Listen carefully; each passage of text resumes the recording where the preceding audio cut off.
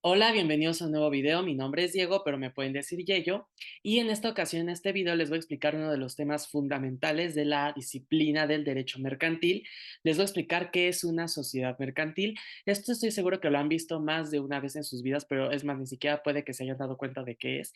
Pero bueno, en esta ocasión se los voy a explicar para que vayan viendo qué es esto. Y es más, si hay algún emprendedor, emprendedora por aquí, pues para que vaya viendo cómo puede constituir su sociedad, su propia negocio. Así que el tema de este día vamos a analizar qué es una sociedad mercantil. En un primer momento, la definición de una sociedad mercantil, vamos a mencionar que es un ente jurídico que se conforma por una o más voluntades y que tiene una personalidad jurídica propia para lograr una actividad en concreto, una actividad económica con un propósito de lucro. Es decir, una sociedad mercantil es un ente jurídico, es algo que no existe materialmente, digámoslo así. Es decir, yo no, no puede haber una persona que llegue y les diga, ay, hola, soy una sociedad mercantil. O sea, no, no existe. Por eso es que es un ente, es una ficta jurídica que se crea. Se va a formar por la voluntad de una o más personas, más sujetos. ¿Por qué de una o más? ¿Por qué, bueno, si a poco con una sola se puede formar una sociedad? Sí, ya más adelante lo iremos viendo, pero hay sociedades mercantiles, en específico una, que se basta con la voluntad de un solo sujeto, de una sola persona para que nazca. Entonces, es por eso que ustedes van a ver que en libros y en demás material que se ha trabajado, se dice que las sociedades mercantiles se crean con dos o más voluntades, pero a mi gusto, con el fin de incluir a todas las sociedades mercantiles que prevé la legislación mercantil, en este caso en México, me parece más apropiado esta definición de una o más, porque, pues, o sea, si queremos definir, hay que abarcar a todas sus modalidades. Entonces, es un ente jurídico que se conforma con una o más voluntades y que tiene una personalidad jurídica propia. Las sociedades mercantiles, cada que una de las que existen, son personas. No son personas físicas, claro está, porque les digo, no van caminando por ahí, pero sí son personas jurídicas o personas morales. Es decir, tienen una personalidad y así como cualquier otra persona que ya hemos visto en videos, me parece, tienen atributos de personalidad. Las sociedades mercantiles tienen un nombre, tienen una nacionalidad, tienen un domicilio. Entonces, tiene una personalidad jurídica propia. Por ejemplo, cuando se lleva a cabo el pago de impuestos, pagan impuestos por las personas físicas, nosotros los de a pie, pero también las sociedades mercantiles, en tanto son personas, tienen que pagar impuestos. Ahí tienen, por ejemplo, a Banco Azteca y anexos, ¿no? Que todos ellos tienen que pagar impuestos porque son sociedades mercantiles en la mayoría de los casos. Ahora bien, estas sociedades mercantiles, que son entes jurídicos que surgen por la voluntad de uno o más sujetos que tienen una personalidad jurídica propia, tienen la finalidad o surgen para poder llevar a cabo una actividad económica con un propósito de lucro. Una actividad económica se define como aquello que participa de la economía nacional o de la economía local y que buscas obtener beneficios económicos a partir de ella. El lucro es esa cuestión, esa característica de buscar un beneficio económico, de buscar algo a cambio. Si nosotros generáramos una sociedad, personas físicas, personas morales, generamos una sociedad con una persona jurídica propia, pero que a lo mejor busca un fin de beneficencia, entonces ya no es una sociedad mercantil, sería a lo mejor una asociación civil, una sociedad civil, pero no sería sociedad mercantil, porque el quid, la característica de las sociedades mercantiles es que buscan un propósito de lucro, buscan obtener beneficios económicos a partir de llevar a cabo actividades económicas. Por ejemplo, no sé, Fundación Telmex, se me ocurre ahorita. La Fundación Telmex es, por ejemplo, una sociedad, está integrada por una o más voluntades, tiene una persona jurídica propia, pero la Fundación Telmex a lo mejor busca, por ejemplo, brindar apoyo a personas con capacidades diferentes, busca brindar apoyo a personas de bajos recursos. Entonces, ahí no está buscando obtener un beneficio económico, simplemente se está dedicando a la beneficencia, a la filantropía. Entonces, no es una sociedad mercantil. Para que sea sociedad mercantil, sería, por ejemplo, no sé, pues no, Televisa creo que es, no creo que sí, Televisa sí podría ser. Televisa, por ejemplo, es una industria de la televisión, pero busca un fin de lucro, busca beneficiarse económicamente a partir de contratos, a partir de vender entretenimiento, etcétera. Entonces, aquí la cuestión es que busquen el lucro, que busquen beneficio económico a cambio de la actividad o el servicio que prestan. Esas son las sociedades mercantiles, así se definen. Ahora, ¿qué se necesita para que surjan? ¿Cuáles son los presupuestos para que se constituya una sociedad mercantil? Según la doctrina, son tres. Afecto societati, ya saben que en el derecho les encanta hablar en latín y en idioma marciano, pero afecto societati significa el ánimo de constituir una sociedad. Para que exista una sociedad mercantil, pues tiene que haber el ánimo, la voluntad de que exista. O sea, no puede existir algo si tú no quieres, en teoría. Entonces, primero, el ánimo, esa voluntad de constituir la sociedad.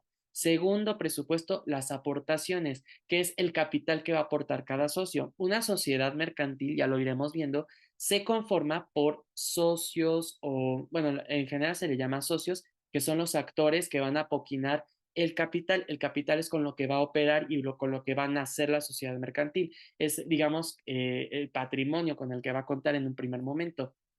Ya será conforme vaya obteniendo negocios, beneficios, pérdidas, irá generando su patrimonio, pero en un primer momento el capital es con lo que cuenta para existir, digamos.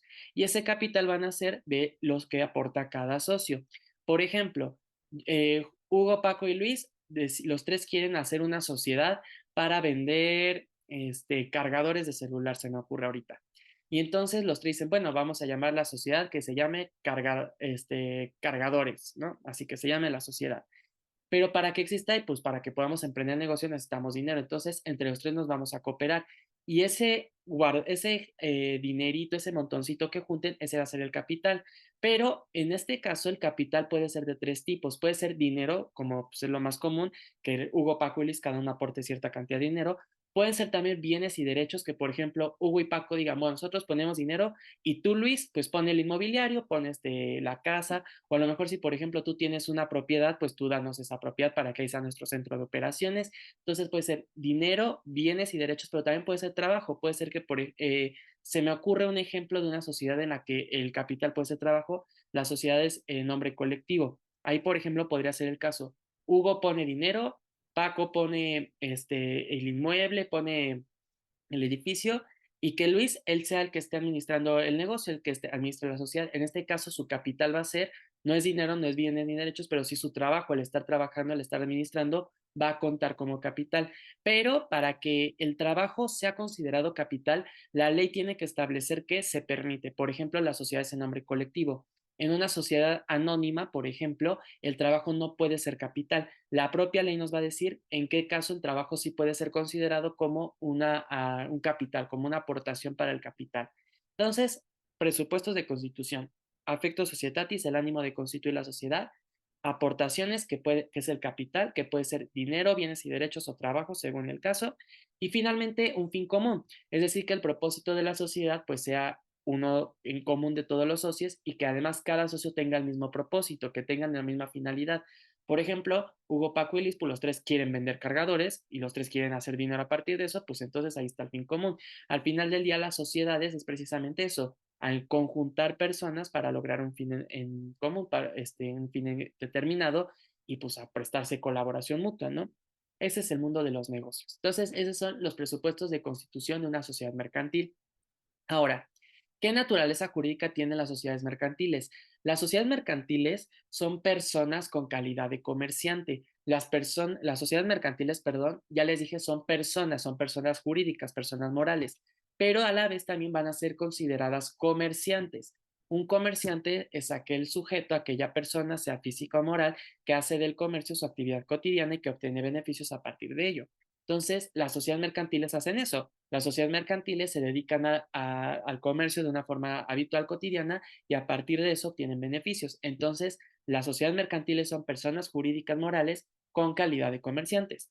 Ahora, el acto que les da origen, el acto por el cual surge una sociedad mercantil, tiene distintos enfoques o distintas perspectivas.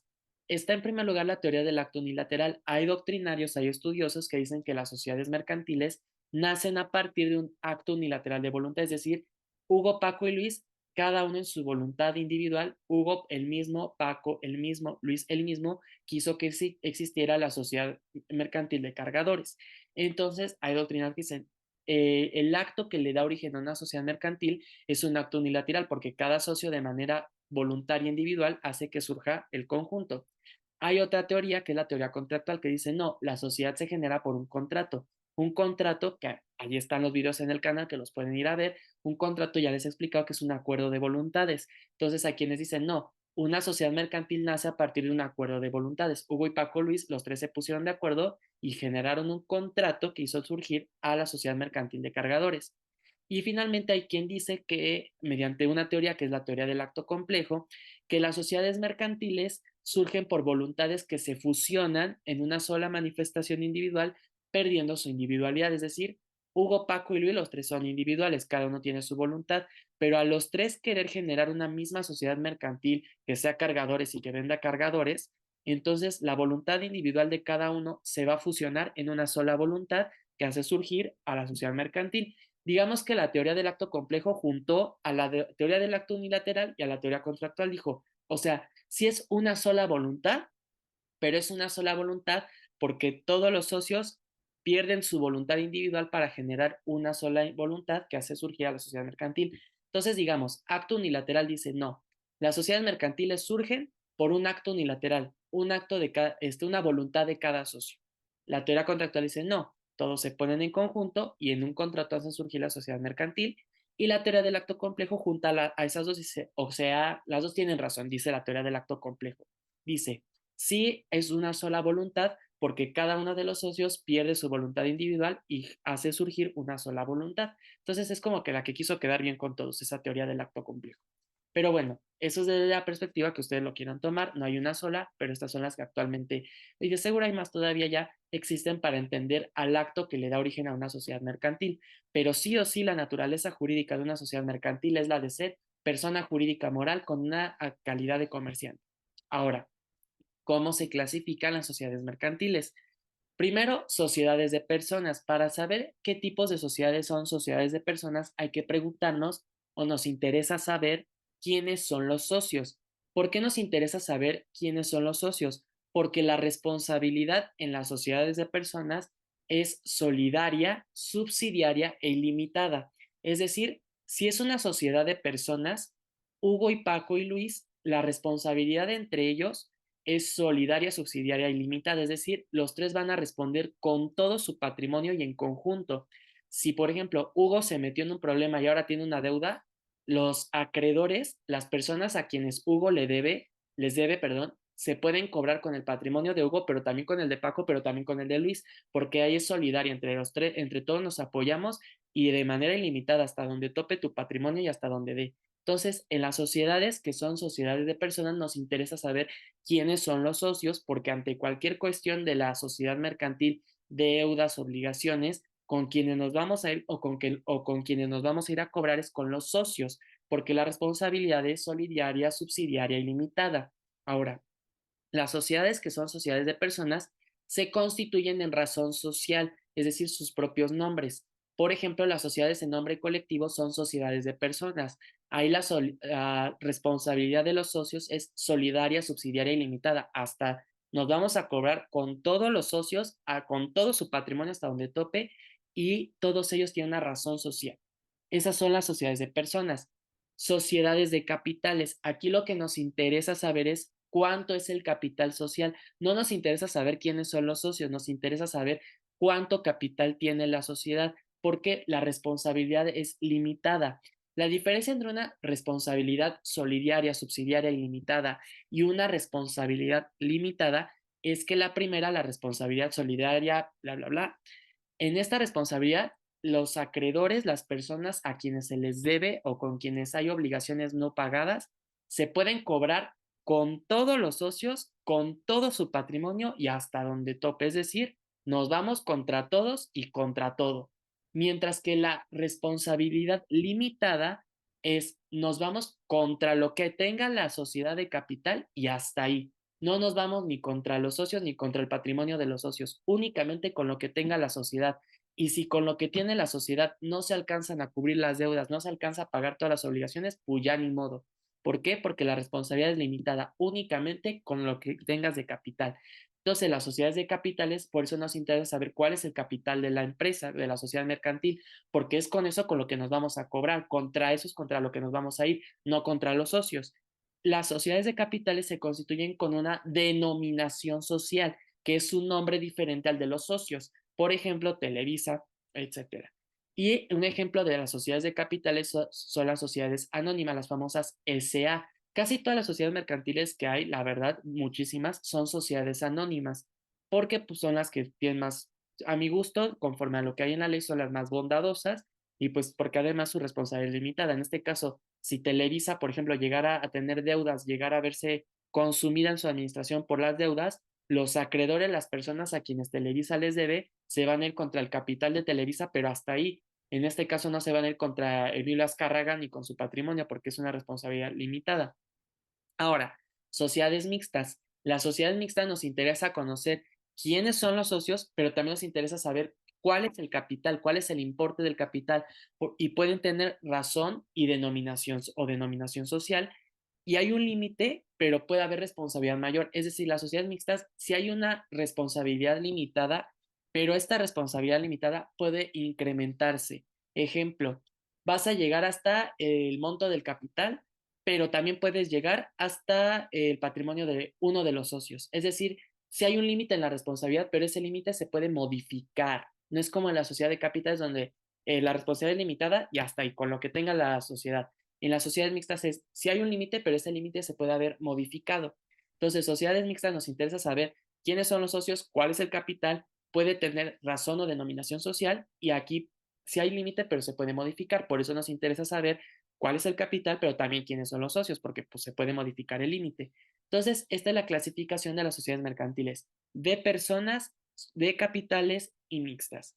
Y pues bueno, hasta aquí llegaría este video. Ya en un posterior video les voy a explicar cada una de las sociedades mercantiles que hay en la legislación mexicana, porque pues pueden cambiar esto, pero en la legislación mexicana son 7 sociedades mercantiles que existen, se las voy a explicar de una forma resumida. Estas son las referencias que utilicé para elaborar este video. Les recomiendo mucho sobre todo el libro de el profesor Acosta Romero y la profesora Lara Luna, es muy bueno y sobre todo si están apenas adentrándose en esta disciplina que es el derecho mercantil.